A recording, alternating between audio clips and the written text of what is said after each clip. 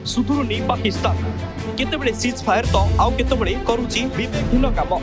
दिल्ली श्रीनगर जाउथिबा विमान वर्षा और कुआपथर माड जो मझी आकाश में टलमल स्थित 220 यात्री को नहीं जाउथिबा विमानर दुर्घटना आशंका देखा जाइथिला। विमान हठात झड़ तोफान सम्मुखीन हेबारु दिल्ली श्रीनगर विमान परिचालना करुथिबा जने Indigo pilot Pakistan air space को व्यवहार करबा पई लाहौर एयर ट्रैफिक कंट्रोल को अनुमति मागिथिले।